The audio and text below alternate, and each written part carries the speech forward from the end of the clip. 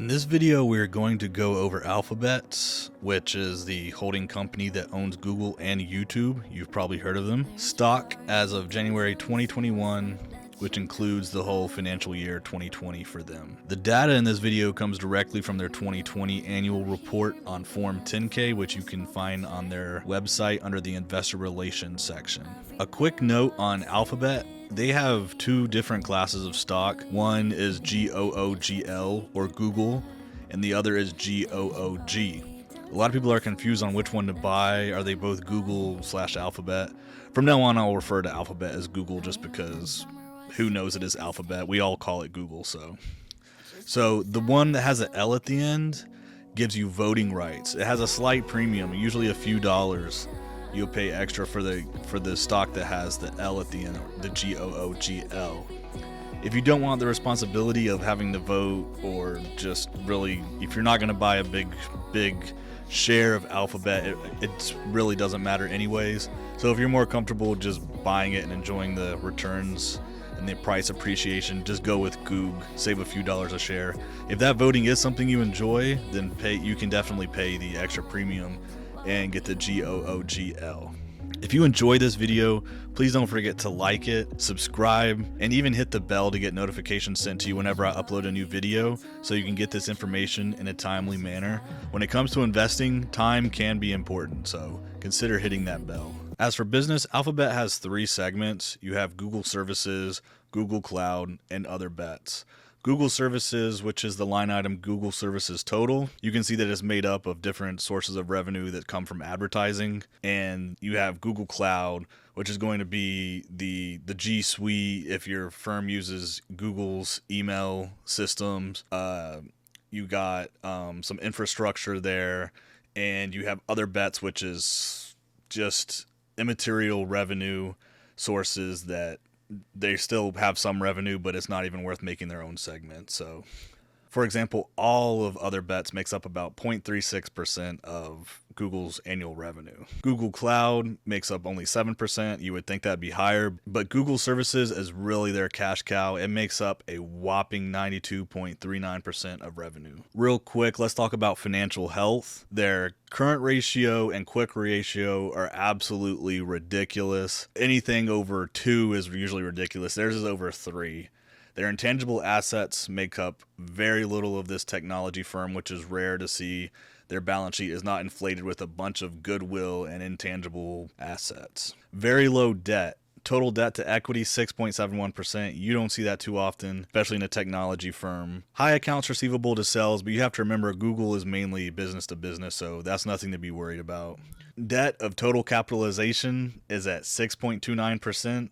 So out of all their debt and equity, so their enterprise value, a small amount is debt. So this is mainly an equity company, which you don't see a lot these days. This does give it a lower risk, but it also increases cost of capital due to the tax benefits of interest expense. Warren Buffett calls this attribute of a company the economic moat. I call it just the competitive advantage. An economic moat or competitive advantage is something that will protect a company's cash flows in the future, so it keeps competitors at bay. A monopoly, if any firm is a monopoly, then it's obviously got a competitive advantage. I've never seen a 10 out of 10 economic moat in our modern economy. I would say that John D. Rockefeller's oil company was a monopoly at its time. It had complete price power. Amazon is the only thing in modern times that comes close, but I still only gave them a 9 out of 10. So I'm going to give Google an 8 out of 10 due to more competition coming. And I was reading in their management discussion and analysis, more of their revenue is soon going to be coming from non-advertising sources, so the margins are probably going to take a hit and they're going to be competing with everyone else in all those industries.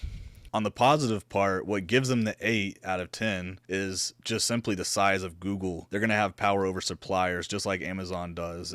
Suppliers are going to be walking on their toes around Google, not wanting to upset them. Another advantage that is non-financial but is huge for Google is I read a lot about human resources when it comes to how they treat their employees at Google, and this can hopefully lead to a low turnover rate, which can greatly help Google since their employees are one of their greatest resources as well, since they're in such a high-tech industry. Obviously, Google owns Google Maps and Waze, but the network and all the data they have will make them very valuable in the artificial intelligence driving industry. So I give that a lot of hope for increasing their free cash flow even more in the future. Finally, you've got low debt, which leads me to believe that they'd be recession resistant. And I mean, let's be honest, these days Google is just ubiquitous in our culture. Android, Google Home products, Google Maps. I mean, it's everywhere. So let's go over growth rates real quick. Out of all the inflow metrics we measure for at Plessmore, which is the company that runs this YouTube, the three highest were free cash flow, net operating profit after taxes, which is a financial metric a lot of people in finance use, not so common in accounting, and you have EBIT or operating income. Honestly, could not imagine having a better top three metric wise, because free cash flow is the king of all metrics in my opinion. NOPAT is a king of all metrics that takes out interest expense, so it doesn't punish like one company if it has a lot of interest versus another company. And operating income, which is really just your income before any interest or taxes. So those are all above 20%, so great growth rates there. Three lowest. Bottom lowest couldn't be better. Besides, I don't always like seeing revenue in the bottom three lowest because that's your top line. That's where everything comes from. You can only increase by as much as you increase your revenue because that's where everything in the net income comes from. But this is a great time in Google's business life cycle to focus on cutting costs and becoming more efficient. And obviously the free cash flow is still there, which is impressive with all the capital expenditures that Google has. So to summarize this, I'm okay with the low revenue. It's still pretty good at 15.5%, so there's not much to complain about on this slide. This is an interesting slide. This is due to Google's extreme free cash flow growth rate, and that combined with a low revenue growth rate, free cash flow actually outvalues revenue. That's pretty impressive. I've never seen that before personally when valuing companies, just because revenue is usually huge compared to free cash flow and net income.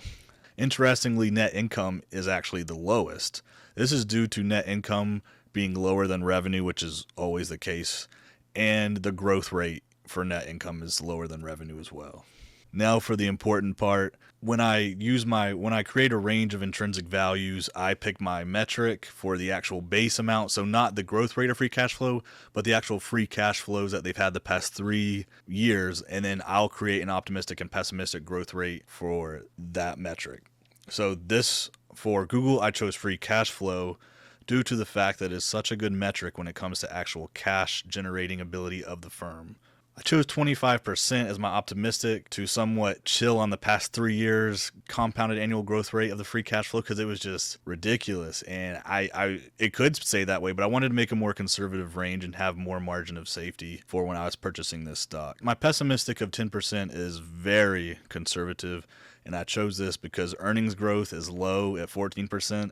And this is what Wall Street looks at versus I care more about free cash flow. So that could create some differences in price of my intrinsic value in Wall Street. Wall Street buys a lot more shares than I do, so they're going to have more influence on the price than I am.